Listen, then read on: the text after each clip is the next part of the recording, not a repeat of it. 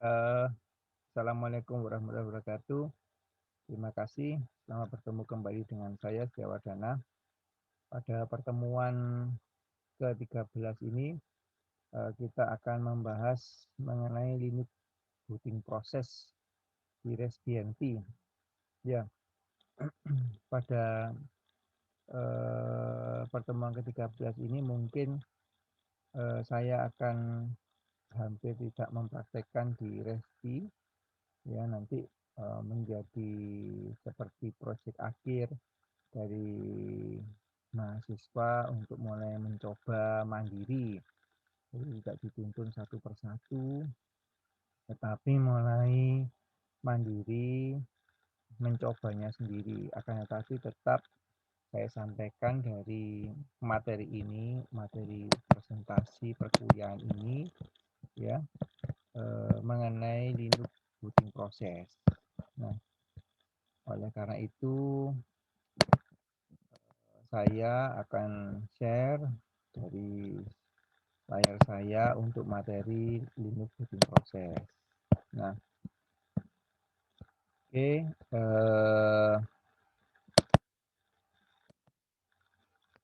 praktikum 13 atau pertemuan di minggu ke-13 mengenai Linux booting proses berbasis Raspberry Pi. Ya, pokok bahasanya adalah mengenai Linux booting proses. Jadi ini adalah perangkat dari Raspberry Pi 3 yang saya hubungkan dengan layar LCD. Kemudian nanti kita remote dengan VNC, ya. Kemudian kita bisa melakukan apapun di terminal layar tersebut. Nah, di sini nantinya di Linux booting proses ini tidak bisa diamati langsung dari ini karena prosesnya adalah saat booting. Jadi mestinya kita rekam pakai handphone gitu, nanti kita masukkan ke sini. Nanti kita tunjukkan cara-caranya saja, bagaimana caranya untuk melakukan inisialisasi di Linux pada umumnya, kemudian bagaimana membawanya ke Raspberry Pi. Nah, kemudian untuk apa itu? Jadi tujuan belajar mahasiswa diharapkan mampu mengetahui inisialisasi booting proses pada sistem operasi Linux, melakukan perubahan inisialisasi booting proses.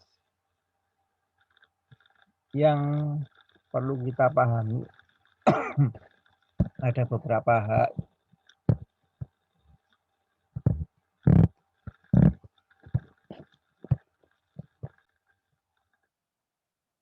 Yang pertama adalah PC boot dan Linux ini proses.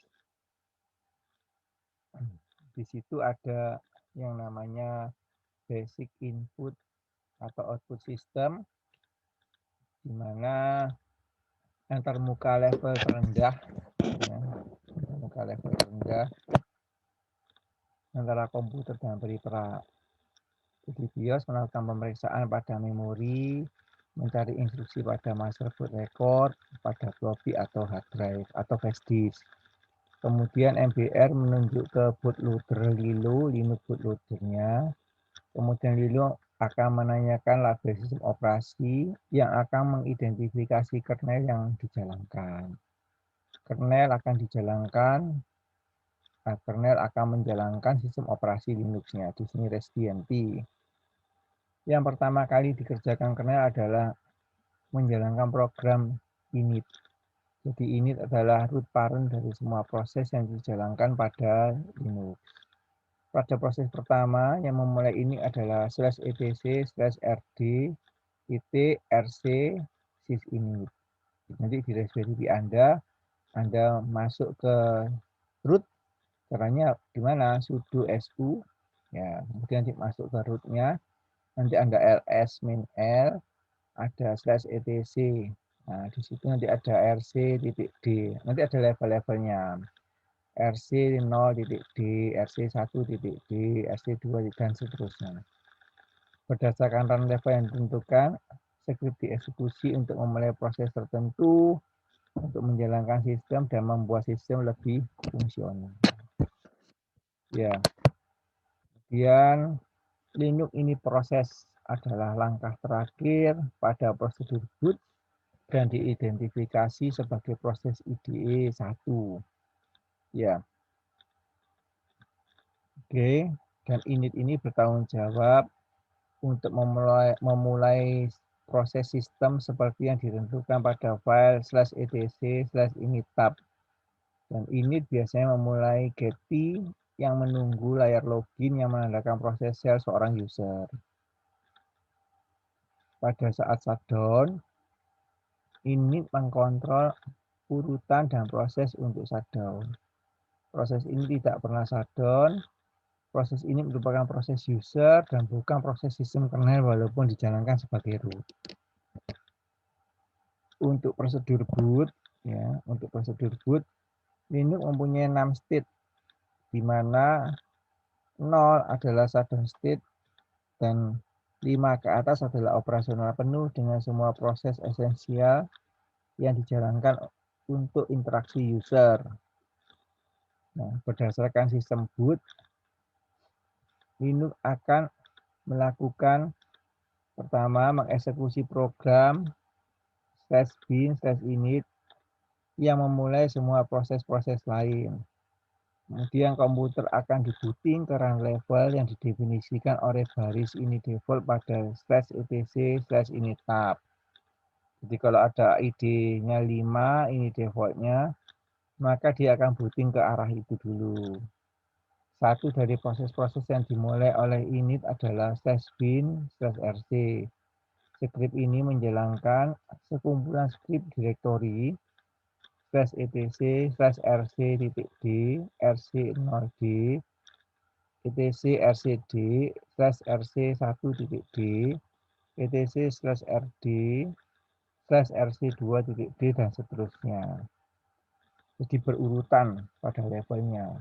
Dan skrip pada direktori tersebut dieksekusi pada setiap boot state dari operasi sampai menjadi operasi yang lengkap.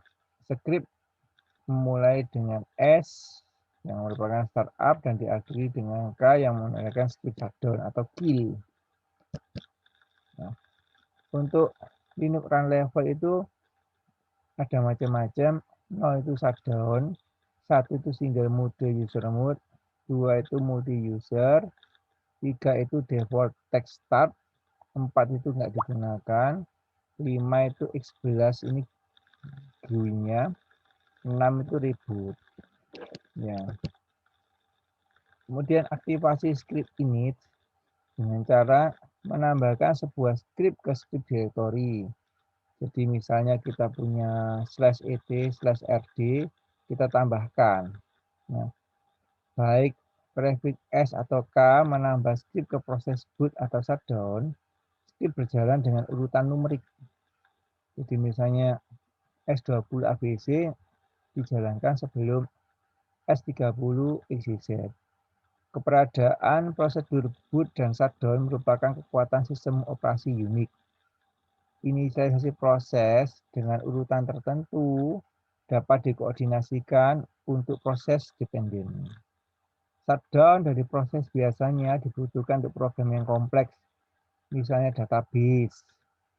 Proses individual dapat kemungkinan dimonitor dan shutdown dan pada sebenarnya waktu menggunakan script tersebut. Untuk modifikasi start, stop, dan status kemungkinan digunakan script start, stop, dan status pada direktori init, rc, init-d ada satu link ke direktori sebenarnya. Untuk script init berada pada direktori /etc/rd script name. Gunakan perintah check configuration untuk membagikan soft link ke direktori yang sebenarnya untuk beberapa run level. Untuk cek config, kita bisa melakukan dengan inisialisasi proses boot dan proses shutdown dengan level 0 sampai 6. Jadi 0 sampai 6 itu ini levelnya. Ya. Kemudian kita lakukan dengan cara cek config list. Kita bisa menambahkan, bisa menghapus, bisa memberikan level dari sebuah namanya. On, off, reset, dan demikian kita bisa coba kita lakukan. Ini adalah tugas pendahuluan. Ya, sebutkan inisialisasi proses apa aja yang dilakukan oleh sistem operasi Linux pada saat booting. Apa yang dilakukan sistem operasi Linux pada saat booting? Apa isi dari file etc? Ya, ini tab. Sebutkan sistem proses yang dapat dimasukkan pada variabel ini default dan jelaskan maksudnya. Apa yang dimaksud dengan run level pada Linux? Sebutkan perbedaan file level yang menggunakan awalan S dan K. Apa yang dimaksud dengan perintah service dan config. Login sebagai root. Bukalah konsol terminal dan lakukan percobaan di bawah ini, kemudian analisalah. Percobaan pertama adalah percobaan ini proses. Nanti di Raspberry Pi Anda harus menyesuaikan ya, karena ini akan ada perbedaan di sini ya. Nah, jadi nanti pertama loginnya itu nantinya adalah seperti ini ya. Nanti Anda masuk ke sini. Nah, kalau sudah masuk ke sini, nanti Anda ikuti banyak tutorial dari Raspberry karena dia adalah open source ya. Kemudian sudah banyak yang mengembangkan juga, sehingga nanti Anda ikuti beberapa ada yang berubah dari slash etc ini tab ini akan empty, nantinya kosong. Nah, nantinya ini menjadi tantangan bagi mahasiswa untuk mengubah bagaimana mengubah run level di Raspbian. Nah, kalau untuk folder etc, rcd, rc6d ini ada. Nah, nanti Anda bisa mengubah untuk level-levelnya ini. Nah, kemudian setiap nama pada direktori, misalnya etc rc.d, rc5d dimulai dengan huruf S merupakan script startup, sedangkan script yang dimulai dengan huruf K adalah script shutdown atau kill. Angka yang mengikuti merupakan urutan script yang digunakan. Jadi misalnya kudzu dengan nilai 05 dijalankan sebelum WLAN dengan nilai 09. Jadi misalnya HIJKLMK dulu, LMNO, PGRSTUP, W baru W. Nah, jadi di situ dia adalah sort by name alfanumeriknya, sort by name numberingnya. Ya. Kemudian ls/etc/rd/rc.d dan rc5.d ini adalah satu contoh yang bisa Anda coba nantinya. Nah, bagaimana cara menentukan jika di set 3 kemudian sistem bootnya menggunakan antarmuka konsol VGA di set 5 menggunakan GUI. Ada 0, 1, 2, 3, 4, 5, 6. Contohnya 3 ini default ya. Kemudian konsolnya text mode. Kemudian 5 ini default konsolnya GUI mode. Nah, jadi kita bisa ngesetnya konsolnya kayak apa, bisa mode text atau mode GUI. Kemudian lakukan perubahan variabel ini default, perhatikan apakah masuk ke mode text. Kalau Anda selesai boot, kemudian masuk modenya mode text atau mode GUI. Jadi Anda bisa mengubah, paling mudah adalah mengubah ini default boot runningnya itu dari Raspbian itu untuk booting pertamanya masuk ke mode text atau masuk ke mode Windows. Kalau yang punya saya set untuk pertamanya itu ketika di run nanti masuk ke mode Windows, mode GUI, maaf ya, mode GUI, graphic user interface-nya. Di modenya tidak ada seperti mode Ubuntu ya. Nah, kemudian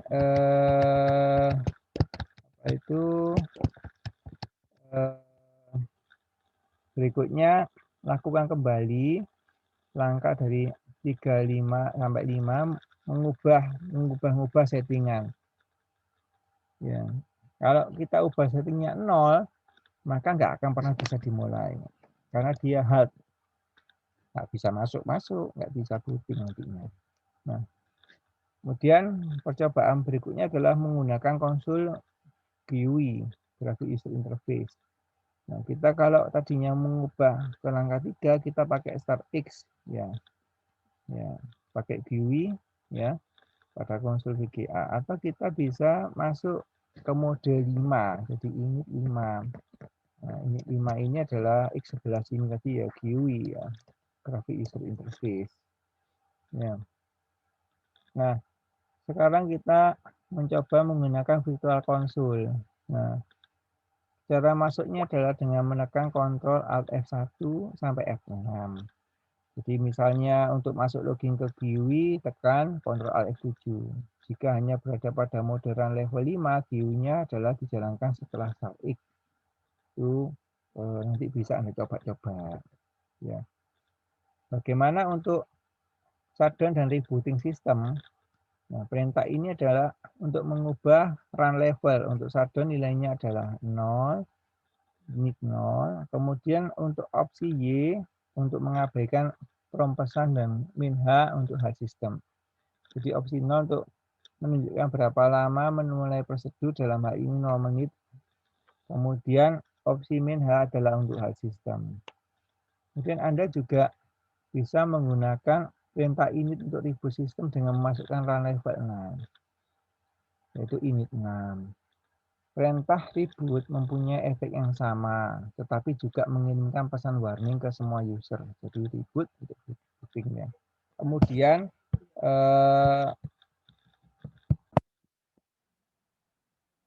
shutdown dan rebooting sistem ini kita bisa mencoba-coba nantinya. Untuk perintah reboot mempunyai efek yang sama, tetapi juga mengirimkan pesan warning ya atau tidak. Kemudian untuk menggunakan opsi min add dan menentukan delay, misalnya 10 menit, maka kita kasih instruksi shutdown min RY 10. Ya. Kemudian bagaimana berpindah ke mode single user. Jadi beberapa aktivitas membutuhkan untuk sistem logout semua user, aplikasi dan networking-nya, sehingga sistem administrator yang mengakses sistem dari konsul VGA. Nah, jadi kita juga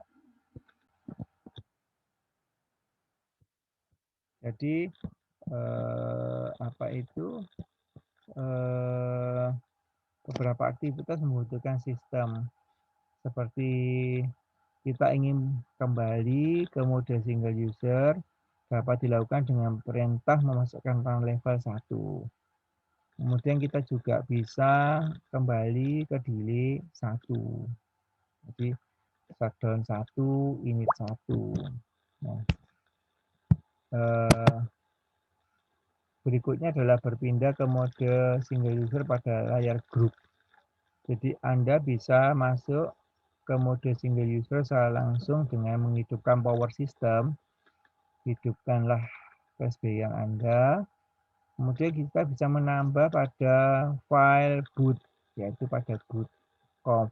Nah, seperti ini ya. Nah, nanti kita bisa tambahkan satu grup append-nya, kemudian tekan enter. Nah, nanti akan menuju prompt start tanpa menanyakan username dan password. Nah, kemudian kita bisa berpindah ke default run level dari mode single user. Ini bisa kita lakukan seperti ini, yaitu mengubah ke default run level system menggunakan perintah init, yaitu init 3 dan init 5. Kemudian kita bisa memperbaiki password root. Ya, jadi kita bisa memperbaiki, kadang kita lupa password. Jadi kita sebelumnya sistem administrator tidak memberikan password kepada Anda. Jadi masuk ke konsul VGA-nya, Ctrl Alt sistem shutdown, masuk ke mode single user. Nah, caranya bagaimana? Ya, dengan mengubah, ikuti perintah-perintahnya seperti ini. Itulah pertemuan yang menuju pada penghujung semester ini. Jadi saya kira Anda sudah punya wawasan yang luas. Kita hanya ngubah-ngubah di bagian Linux boot prosesnya saja di depan. Nanti Anda bisa coba-coba. tentunya akan ada penyesuaian antara Linux yang di laptop dengan Linux yang di Raspberry Pi, Raspbian OS nantinya. Dan ini merupakan menjadi hal yang menarik yang dapat dipelajari oleh mahasiswa. Oke, inilah pertemuan kita mengenai Linux booting proses pada Raspberry Pi. Ya, ini ada referensi yaitu sistem operasi, ya, Start, dan dari PPT ini juga merefer kepada teori dan praktek milik Bu Arna Farisa. Demikian dari saya, terima kasih. Wassalamualaikum warahmatullahi wabarakatuh. Oke, sampai ketemu di pertemuan berikutnya.